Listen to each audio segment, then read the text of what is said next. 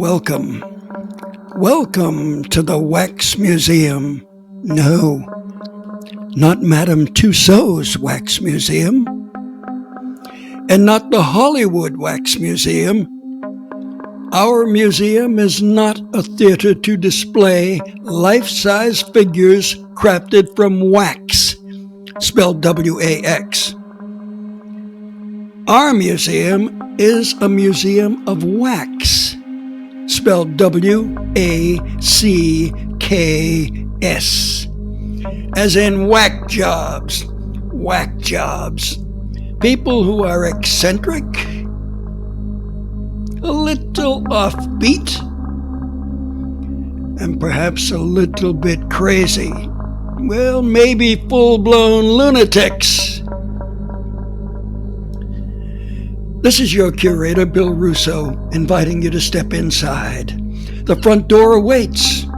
You enter it through this episode of Short Story Theater, where you will find the first exhibit, the real Chucky doll.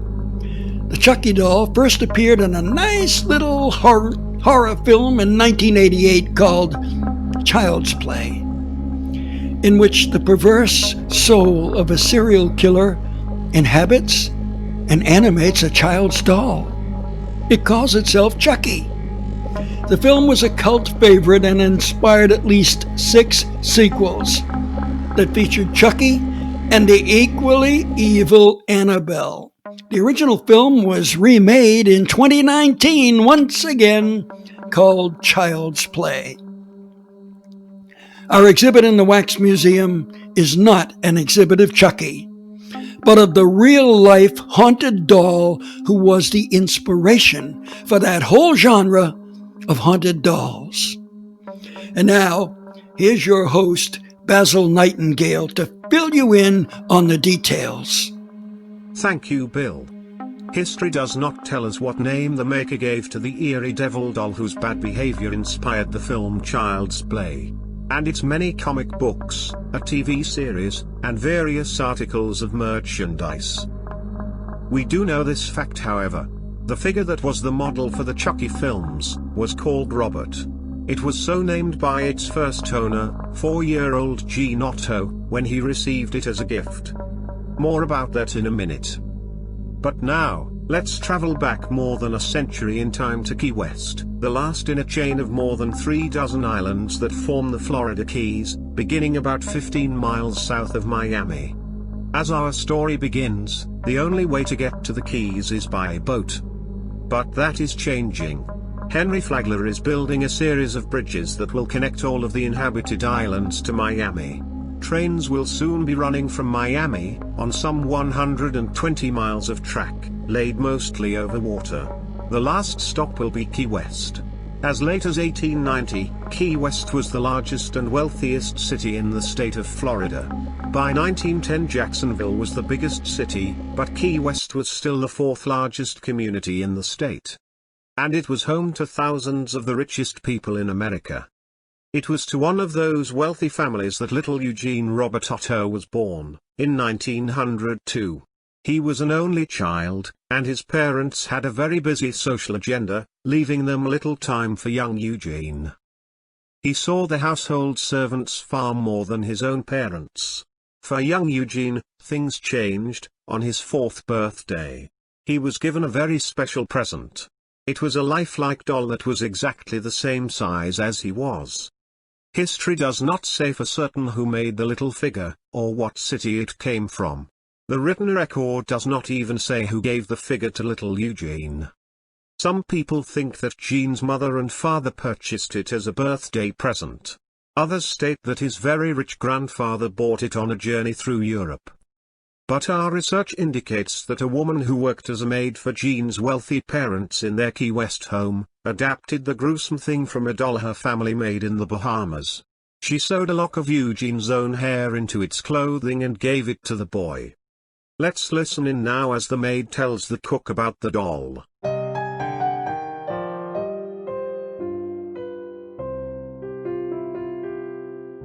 As you well know, cook, that little boy is very lonely, being an only child. It's heartbreaking to see him wandering through this big house all by himself with no one to talk to and no one to play with. So I gave him a companion, 3 feet tall, the same as he is. Now Gene is very happy. He talks to the doll, and the doll talks back to him. I think it has been wonderful for little Gene. But I hope you cleared all the voodoo spells from the figure, before you put it in his hands. If his parents find out he's got a doll from a voodoo lady, you'll get fired for sure. You're right about that. I like working here in Key West for them, so I removed any spells my relatives back in the Bahamas may have put into the doll. The boy and his parents don't know about me being the daughter of a voodoo queen. I never talk about that while I'm working.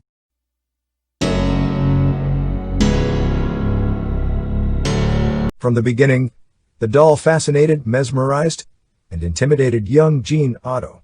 His parents heard him speaking to it morning, noon, and night. Interestingly, they also heard a second, distinctly different voice answering Gene.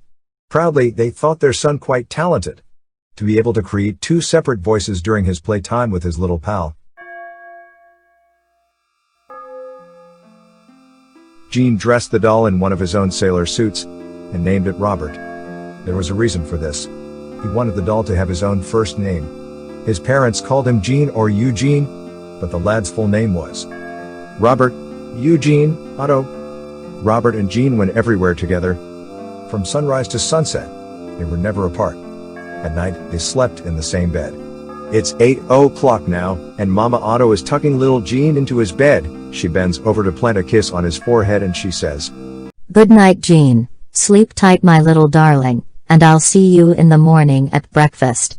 Mother, you forgot to say good night to Robert. Robert doesn't like it when people don't speak to him. Oh. I'm sorry, dear. Good night, Robert. Mother, you forgot to kiss him on the forehead. Robert doesn't like it when people don't kiss him on the forehead. Look, Gene. I'm willing to play the game. I said good night to it, but I am not going to kiss that doll on the forehead. Go to sleep right now. I have to go back to the family room. Your father and I are entertaining company this evening. Good night. And not another word. Even before Mrs. Otto got to the door, she heard Robert's angry voice shouting at her, "You'll be sorry. Mrs. Otto, you're in big trouble now. You will be sorry." After she closed the door to her son's bedroom, Mrs. Otto hesitated a moment before joining her party in the family room. She heard Gene and Robert begin a heated argument. Robert was threatening to disrupt the house while Gene pleaded with him not to do it. Just give her a little more time, Robert. I've lived here 4 years, Robert, and you've only just arrived. She will love you, but it's going to take a little while. No, Gene. I want Mama to kiss me now, Gene. It's not fair. You and I are brothers, Gene. When she kisses you, she has to kiss me too. She will be very, very sorry in the morning. Robert, what are you going to do? You'll see, Gene. Everyone will see.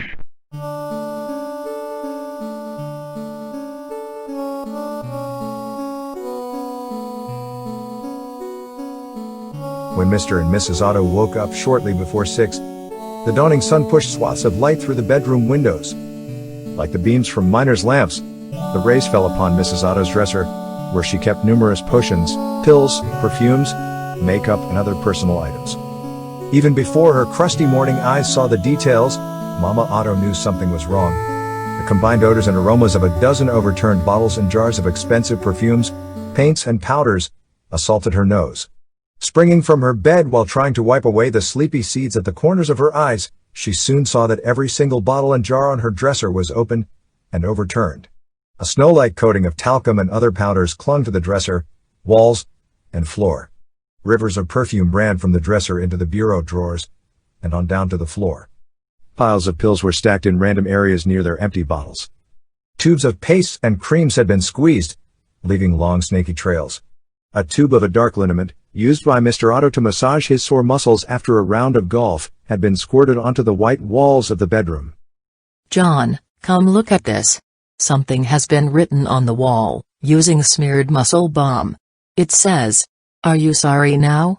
Yes, dear, and the way that the writing is scrawled on the wall. It looks like it was written by a small child. But who could have done this? You know, John, it certainly could not have been Gene. He's only 4 years old.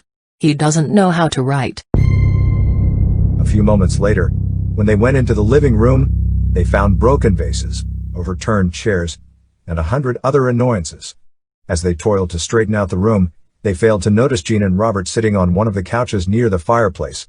When they finally did spot the boy, his constant companion, they moaned, "Look, Gene. Everything is a mess." What could have happened? Gene stared at his parents. He said nothing. He looked intently at Robert, focusing on the doll's mouth. A moment later he nodded. It looked like he had heard the figure in the sailor suit, silently speaking to him. Robert did it. Robert says he can't sleep without a goodnight kiss. Robert wants to know.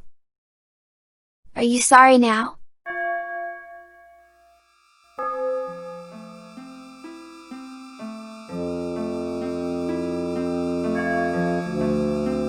At breakfast that morning, and for every meal going forward, a separate place was set at the table for Robert.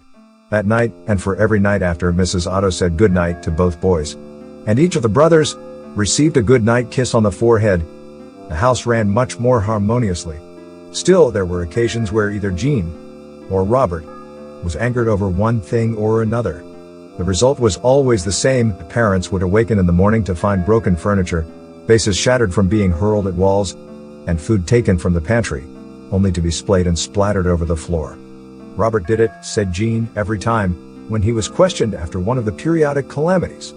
Mr. and Mrs. Otto hoped that Gene would lose his fondness for Robert and consign the sailor-suited figure to the cellar, with his other discarded playthings, but on his 7th birthday, when it was time for him to be enrolled in public school, they announced that he would not go to school unless Robert was also a student. The parents knew better than to object, so they tried their best to get the Key West school system to accept the doll, but they were refused. Fearful of what Robert would do, they arrived at a solution which satisfied both Gene and Robert. They hired a tutor to instruct both. The first year of this arrangement saw no less than 5 tutors, as one after another was driven off in frustration or fear. As Gene grew in size, Robert stayed the same. Though the doll never grew larger, his strange powers and abilities expanded significantly.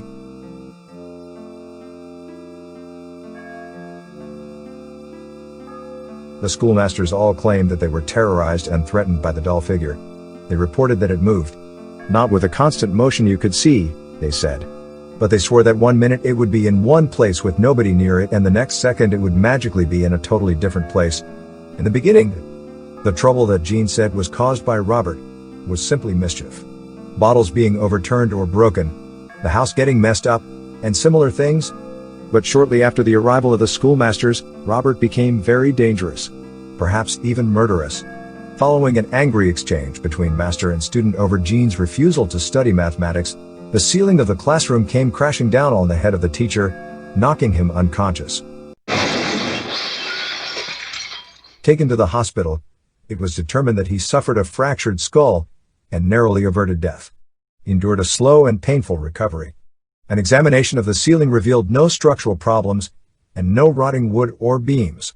It appeared that the boards were somehow just wrenched from their supports and thrown to the floor. Gene gave his usual explanation. Robert did it. On very rare occasions, Gene accompanied his parents on sojourns away from home without his sailor-suited alter ego. On the week of his 13th birthday, when he learned that a vaudeville show was to be headlined by a famed voodoo queen, he demanded to be taken to the performance. "I will be going to the theater with you," he informed his parents. "But Robert will be staying home alone." The parents, long since accustomed to obeying their son's every wish, agreed, and purchased the tickets. They left before dark because Gene wanted to arrive early and get a front row seat. Gene was fascinated by the performance of the Ebony Lady from Haiti. She told terrifying tales of reanimated dead people that the local people called zombies. She spun yarns of spells that, when cast, could cure all ills or cause all to be ill. Shortly before the end of her act, she offered private consultations to anyone who could pay her price. Mr. and Mrs. Otto agreed when young Gene said he needed to have an audience with the voodoo queen. He went to the performer's dressing room after her performance. Forcing his parents to wait outside, he met with Queen Delphine for 30 minutes, after which he informed his parents that it was time to go home. The following afternoon, a typical sunny Key West day, Mrs. Otto was working in her front gardens. Several neighbors passed by and remarked that they had seen her son the previous evening. No, you could not have seen my son. We were not at home last night. We were at the vaudeville show. Oh, Mrs. Otto, I didn't mean the older boy. I meant your other son, the little one in the sailor suit. He had all the lights lit, and was walking from window to window. He leaned out, and appeared to be looking for someone.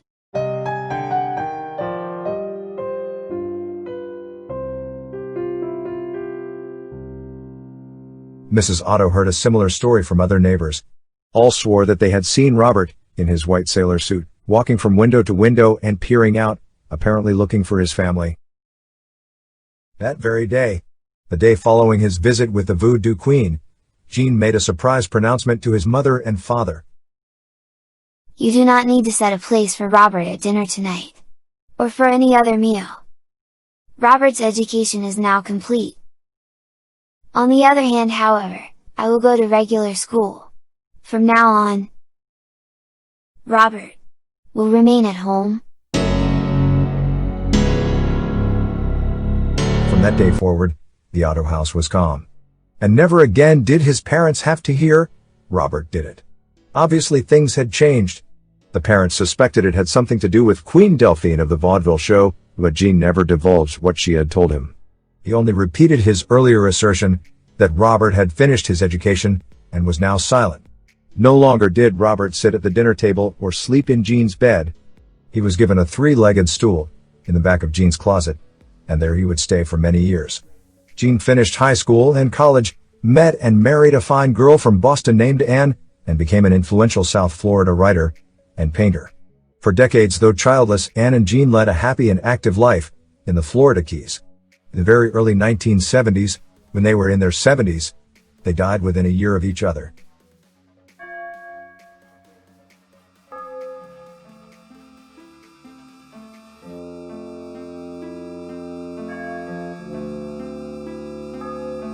Their house remained empty for a time. Empty but not inactive, for neighbors reported that on many evenings, lights were lit and a young boy in a white sailor suit appeared at various windows of the home, especially at a turret window on the highest floor of the Otto's Victorian mansion. Despite the odd sightings, or perhaps because of them, a widow named Myrtle Reuter bought the Otto home in 1974. She found Robert sitting on his three-legged stool in a closet of the turret room. She took an immediate liking to Robert, and apparently the feeling was mutual. Reuter was the lady's married name, you see. Her maiden name was rumored to be Laveau. She was born in New Orleans, where it was said that one of her sisters became one of the most famous voodoo people in Louisiana. Mrs. Reuter sold the Otto mansion after 6 years, but kept Robert with her in her new home for another 14 years. Ill and near death in 1994, she offered to donate Robert to a Key West museum. The curator of the museum came to her sickbed and listened as she spoke. Thank you for coming to my house, Mr. Museum Curator. As you can see, sitting on a three-legged stool, next to my bed, is a little figure of a boy in a crisp white sailor suit. He looks like a simple, 3-foot-tall puppet. But he is far more than that. His name is Robert, and he is haunted, and he moves, and on rare occasions, he speaks. If you leave him in one room, before you know it, he's in another room. He gets there himself. There's no one in the house but me, and I don't move him. If you take him and promise to give him a good home, I'll donate him to your museum. I'll give you a nice pile of money for his display case and for his upkeep. You also must swear that you will not make him an object of sport. He must be respected. If he is not respected, there will be consequences.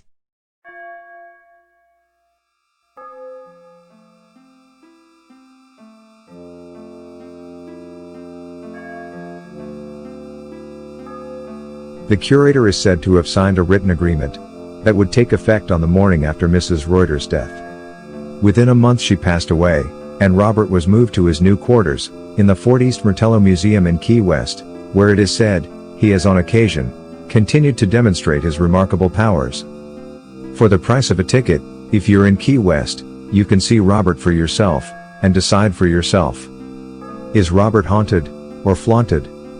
One other thing, don't try to take a picture of Robert. Read all the notes on the wall surrounding his glass case, and you'll find out why.